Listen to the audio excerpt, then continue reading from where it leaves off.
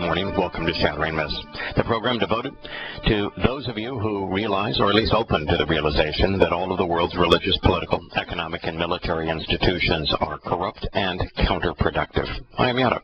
Our number, if you'd like to join us over the next 2 hours, is 877-376-45. I want to pick up where we left off with the story that was published by the New York Times because it points out a number of things. The first of those is that the New York Times, which is considered the best newspaper in America, the home of the best journalist in America, did a horrific job of demonstrating proper journalism and of reporting a story truthfully and accurately. And second of all, the story is, in my opinion, from my perspective, among the most important stories that can be told today.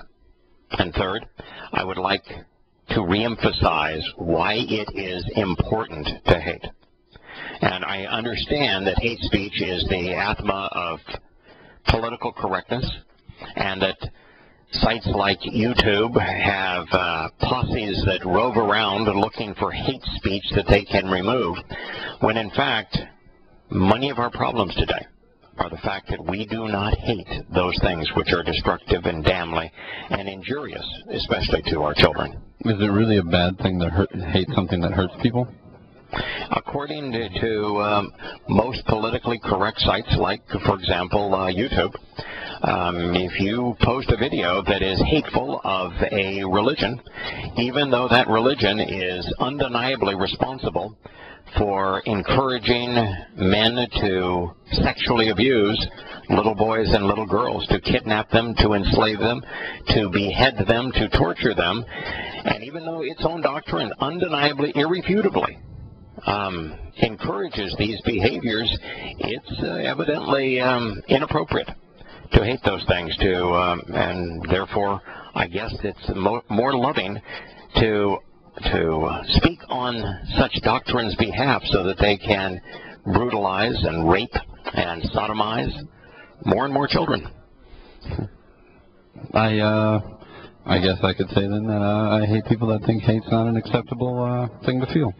Yeah, I would say that if you do not engage in hate speech against those things that are perverted and demonic and despicable and destructive and deadly, that there's something wrong with you, that you've lost your conscience, that you've lost the ability to be moral, and that you are every bit as big a part of the problem as are the perpetrators of these heinous acts. Well, you're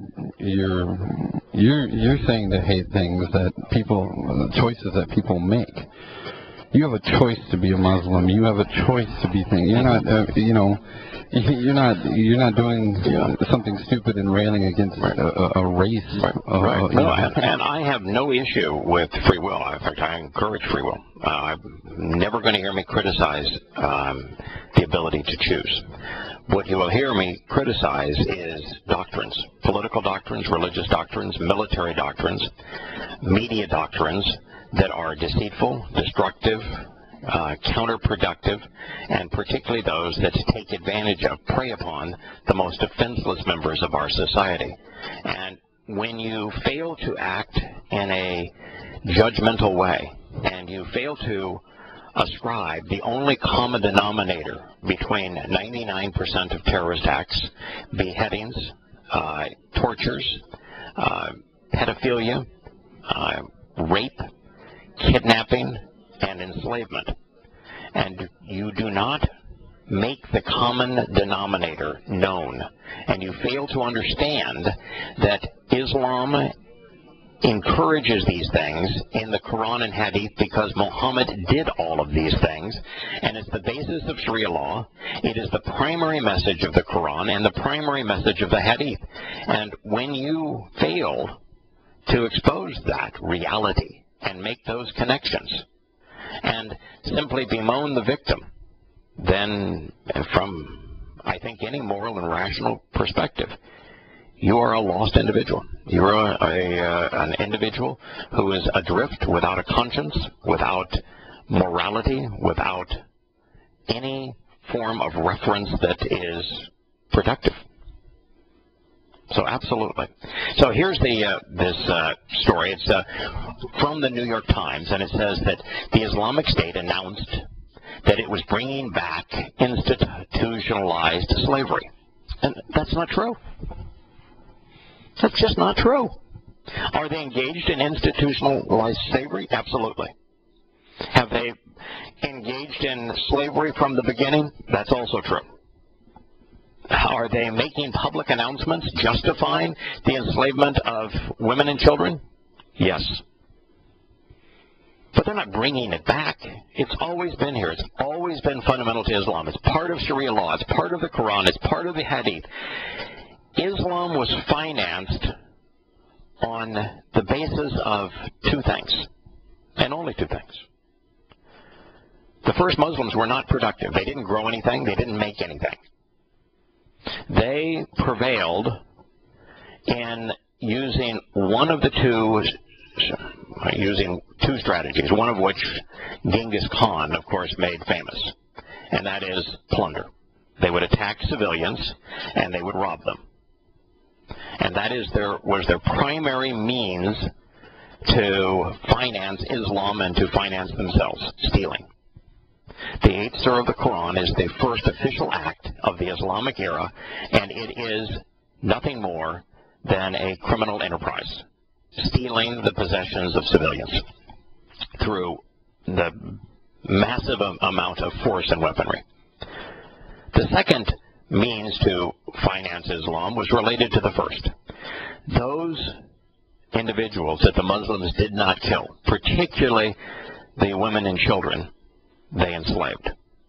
And they either made those slaves work for them since they were unwilling to work themselves, or they sold them off as slaves. This is how Muhammad built Islam. It's how he lured Muslims into Islam. It's how he recruited jihadists. A jihadist got to keep 80% of what he stole, including the lives of others that he could sell or use as slaves. And then he authorized sex with those slaves, which, if you're dealing with despicable individuals, is a motivation. And so what we are witnessing throughout Islam is nothing more than a continuation of what Muhammad not only did, but what Muhammad sanctioned in the Quran and Hadith. And so this is not bringing back. It's a continuation of slavery justified by Islam. And since an entire infrastructure has been built, warehouses to put the property, which are now little boys and little girls, as slaves. They are now property.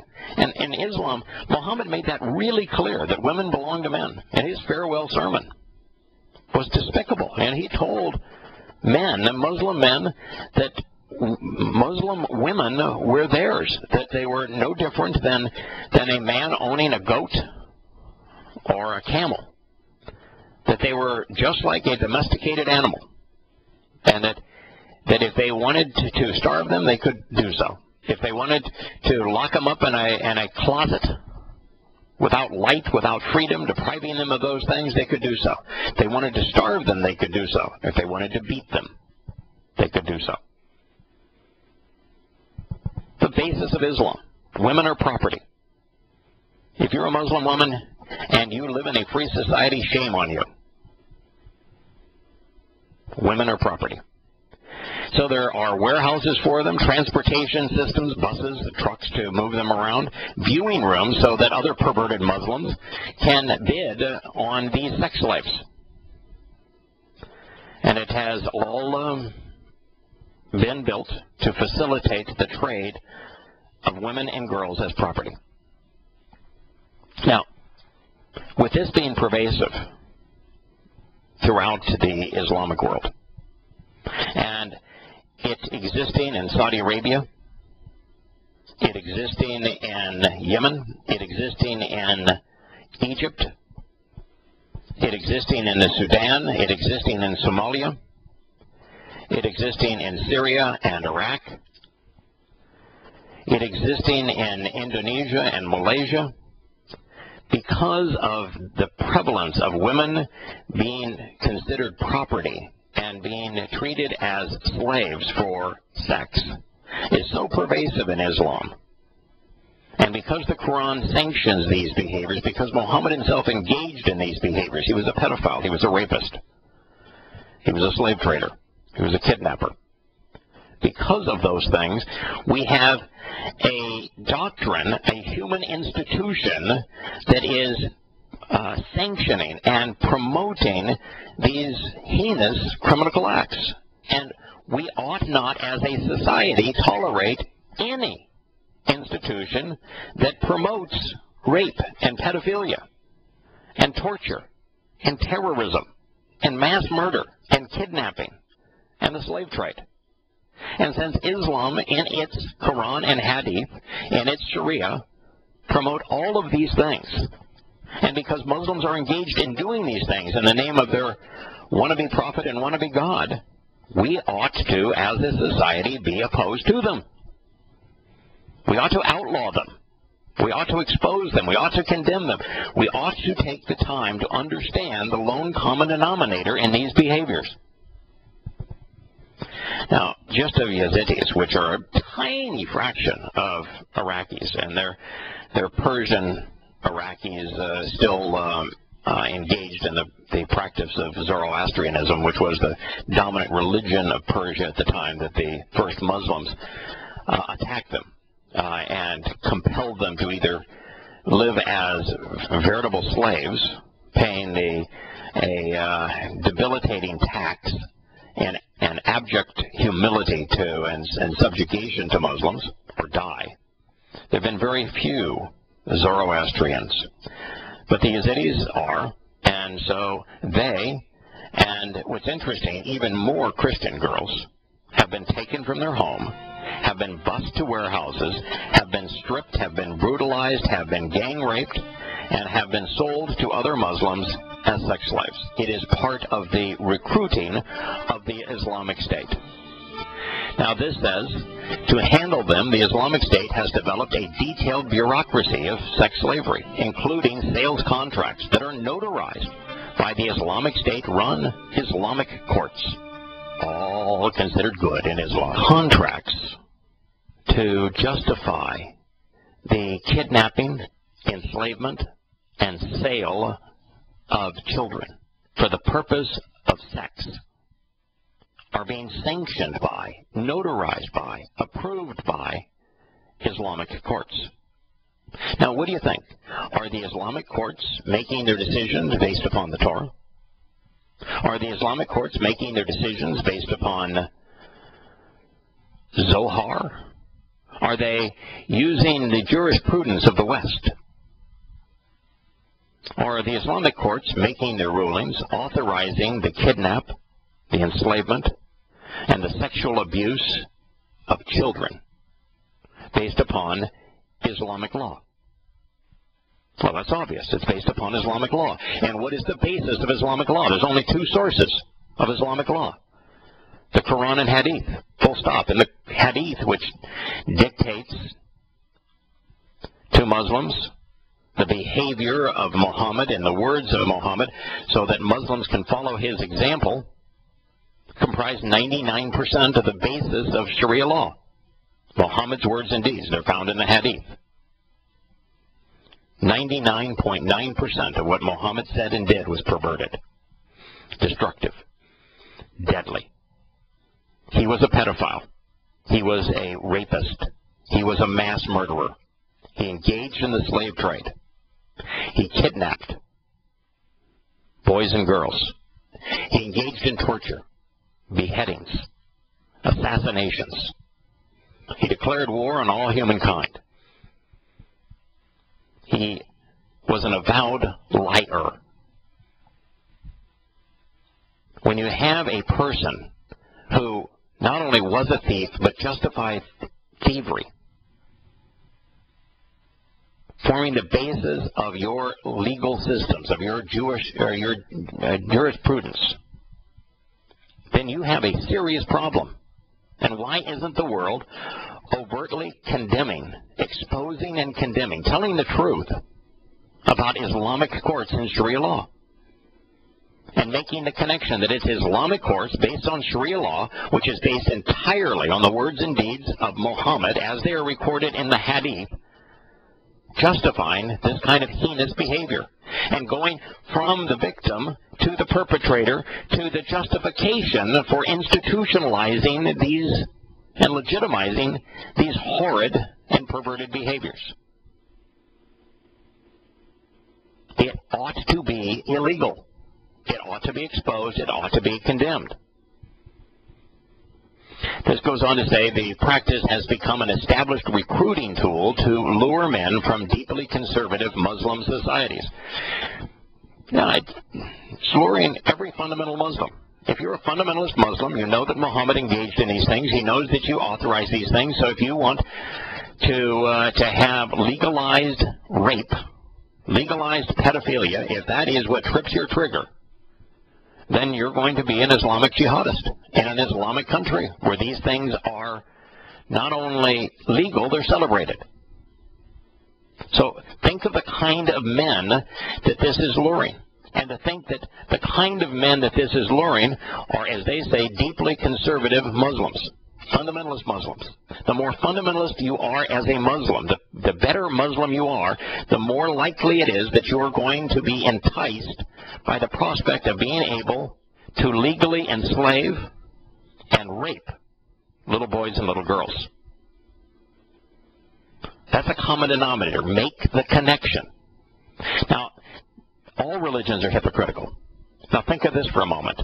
They're lured to the Islamic State under the prospect of being able to acquire a sex slave and to be able to abuse that sex slave any way they want, to follow the leader of the Islamic State's example where he had an American girl kidnapped and enslaved, and then he tortured her and raped her repeatedly, saying that I own you, citing Quran verses along the way. That is all condoned, celebrated, encouraged in a religion where casual sex is taboo and dating is forbidden. Imagine saying that dating is bad, but raping little girls who have been enslaved, destroying them, that's good. Now, a religion capable of inverting morality like that has no place in this world. It's time that we come to understand who Muhammad was, what he had to say, and come to expose and condemn this horrible religion. Well, the next victim may be your son, maybe your daughter. But even if it isn't yours, shouldn't you care about other sons and daughters? A growing body of policy memos and theological discussions established guidelines for slavery, including a lengthy how-to manual issued by the Islamic State Research and Fatwa Department just last month. What these wannabe journalists at the New York Times didn't bother to tell you is that the theological discussions and the policy memos that establish the guidelines for kidnapping children, taking them from their homes forcibly, treating them as if they are animals, housing them in warehouses, putting them on display naked to sell to someone for the express purpose of that person sexually abusing them. That 100% of the policy guidelines and 100% of the theological discussions justifying such heinous behavior come from a singular source, Muhammad, from his Quran, from his Hadith, from his words, from his deeds. And when you fail to make that connection, you're missing the entire story. That's the entire story. There is nothing that's important in this story other than that connection. That Muhammad engaged in these behaviors, that he authorized these behaviors, that he sanctioned these behaviors, and that the reason they can have policy guidelines for slavery and sexual abuse of little children and a theological discussion on them is because of what Muhammad said and did. Now, it goes on to say that including a lengthy how-to manual issued by the Islamic State and a fatwa, which is a religious decree on this subject. Reminds me of the Little Green Book. The rival to Abu Bakr al-Baghdadi is the Ayatollah al-Sistani of Iran, the head of the Shiites versus now the head of the Sunnis. And he wrote a book called the Little Green Book. And in it, he issues fatwas and offers theological discussions and internal policies establishing the guidelines for pedophilia with babies as young as 2 years old. He offers the guidelines on how to engage in bestiality. He offers guidelines as to how to rob, rape, and steal, all within the context of Muhammad's life and deeds. Now imagine, here is the spiritual leader of Shiite Muslims issuing a book that promotes the guidelines on how to engage in rape and pedophilia and enslaving children for sexual acts, for engaging in bestiality. And here is the leading authority and spokesperson of Sunni Muslims doing exactly the same thing. Where's the world's outcry? Now, I began this by saying that the problem is that we don't engage in hate speech against these destructive and perverted and deadly, even demonic behaviors. No, instead, we never make the connection with our words. We never express our disdain in our words.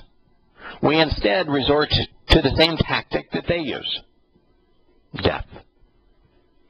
We go carpet bomb the Islamic State.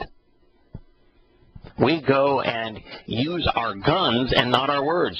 But I'm here to tell you that every time you use your guns instead of your words to confront an atrocity like this, no one is ever the wiser. No one ever understands. No one can make a moral distinction. And all you create is more death and more carnage. You never resolve the problem, ever. You make it worse. And yet, if instead of bullets and bombs, we wielded evidence through words, we had a reasonable, rational, moral discussion about Islam rather than bombing the Islamic State, then people would come to understand. There would be a sense of morality, of appropriateness, of righteous indignance. We would make a substantial contribution to the safety of children worldwide if we would have a discussion using words, exposing and condemning the cause of these heinous behaviors. But we don't do that. There's something tragically wrong with our response. We not only don't do the right thing, we do the same wrong thing that those that we are hateful of are doing. We become merchants of death. This New York Times article then goes on to say that repeatedly the Islamic State leadership has emphasized a narrow and selective reading of the Quran and other religious rulings to not only justify violence, but also to elevate and celebrate each sexual assault as spiritually beneficial, even virtuous. The second part of that is true. The first part of it is not. They are celebrating when Abu Bakr al-Baghdadi tortured and raped Kayla, the aid worker, when he is sanctioning the kidnap and rape of Christian girls and Yazidi girls and Shiite girls and boys, when in Pakistan there are thousands of young boys that are being sodomized and filmed and then blackmailed. When they are doing this, they are all celebrating it. It's a spiritual Islamic experience. They are citing the Quran to say that they own these children, that these children exist for their sexual abuse. It is not just that these things are crimes in Islam, they're religious experiences in Islam. That's how serious this problem is.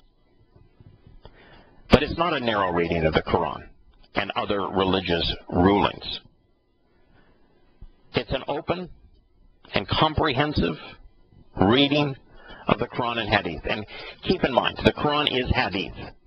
It's an oral report from Muhammad and his companions. The Quran and the Hadith was spoken by the same individual to the same people and carried on from mouth to ear by exactly the same people. It was revealed in the same context by the same individuals chronicling the same events. There's no distinction between the Quran and Hadith. They are both Hadith. Oral reports from Muhammad and his companions. They say the same thing. The only difference between Quran and Hadith is that there are two chronological and contextual Hadith collections, and the Quran is neither chronological nor contextual and a jumbled mess, and therefore the only way for the Quran to be understood is to use the chronological and contextual Hadith to reorder it chronologically and to set it into the context of Muhammad's life. And when you do that, what you find is this is the pervasive message. It's not a narrow reading. There are no statements against enslavement. There are no statements against the having sex with slaves and therefore rape. There are no statements against decapitation. There are no statements against fighting.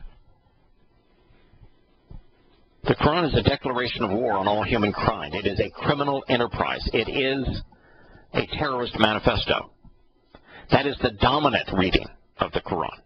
There is no reading of the Quran that would, in context, would give you any other conclusion.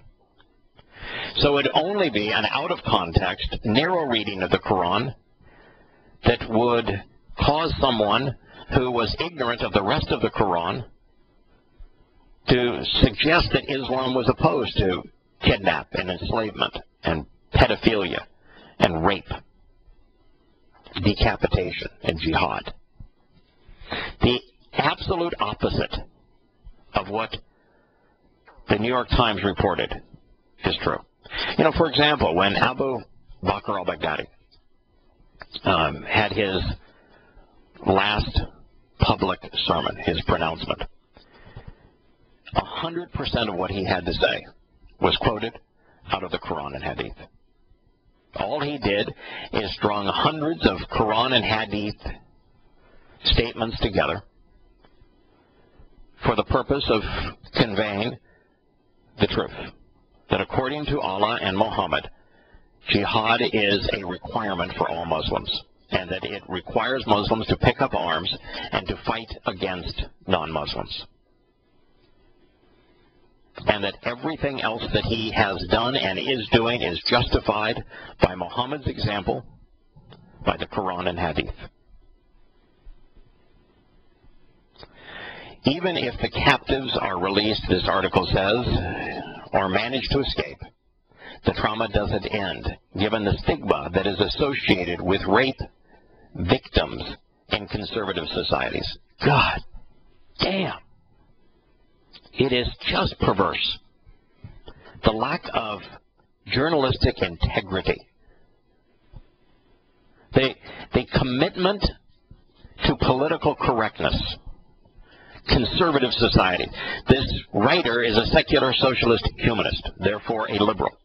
And so they want to blame the victim and say that the consequence here is the reason that the victim is being abused is because the society is conservative.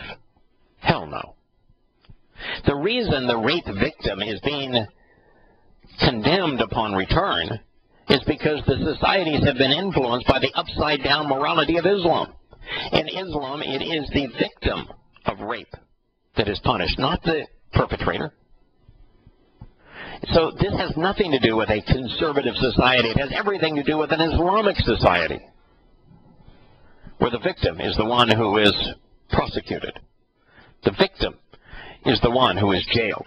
You look at Pakistan, where these boys have been hauled out of their home, kidnapped, and then sodomized and raped and tortured, all on film. And when the parents say that I have proof that my son was sexually abused, that he was blackmailed, and here's the proof, here's the video even of the perpetrators, the police won't go after the perpetrators. No.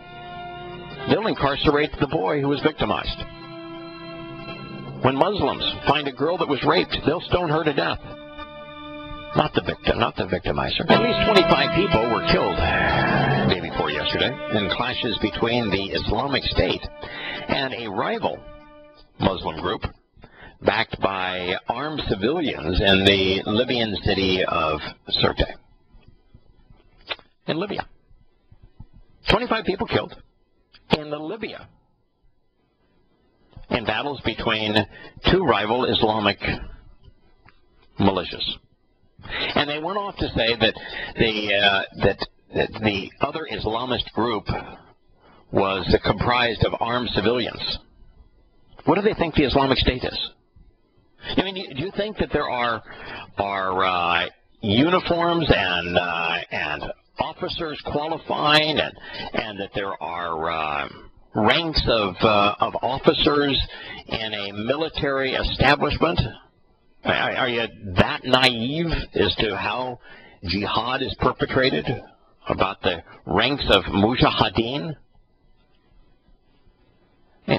These are not armies. 100% of the jihadists fighting on behalf of the Islamic State are civilians. They're all civilians. And so you've got civilians fighting civilians. So to point out that one side is armed civilians, who are fundamentalist Muslims, fighting the Islamic State, who you're presenting as if it were an army, is just incredulous. This goes on to say that women and children were killed in the crossfire as clashes broke out earlier this week. Well, of course women and children were killed, because jihadists hide behind women and children. They not only hide behind them, they use them. A woman is a less expensive shield than is a bulletproof vest. It's the nature of Islam. They've always done it. They continue to do it. They will always do it. All you have to do is look at the behavior of Hamas in Gaza. Where do they fire their rockets? From schools? From hospitals? From apartment complexes? Why do they do that? Because when Israel retaliates to take out the rocket launchers, there's collateral damage, and the collateral damage is the loss of life of Muslim women and children who don't want to be there, but are told if they leave there that the Hamas operatives will kill them. They want them to die. Islam is a death cult. It has always been a death cult. But here, the Islamic State is in Libya. Oh boy, we've done a really nice job of confronting the Islamic State. We should applaud the abominator.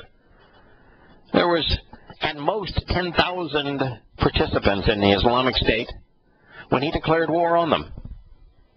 And now, look at them. It's the most popular Islamic group in modern history. And they're spreading like a cancer throughout the world. We did a nice job, didn't we? That was the Abominator and John McClown teaming together to bomb Libya, to rid Libya of Muammar Gaddafi. That turned out really nice, didn't it? Yeah, that was great. Now what we have throughout Libya is clashes between fundamentalist Islamic groups vying for power. Most of Sirte, the hometown of former leader Muammar Gaddafi, fell to the Islamic State earlier this year. According to the article, the Islamic State is one of a number of groups, well, let me say of jihadists, battling for control of Libya, and it has made advances across the country. Fighting broke out in a residential area Monday between the Islamic State and a Salafist Muslim group backed by angry armed civilians. You know what Salafist means, don't you, folks? Salafist means ancestor. A Salaf in Islam is a Muslim who pays attention to what the ancestors, the first Muslims, said and did. So, if you were looking for information so that you could know what a Salaf Muslim believed and held as valuable and was going to do, where would you look? That's the Hadith. That's the oral report from the first Muslims. It chronicles Muhammad and the first Muslims' words and deeds.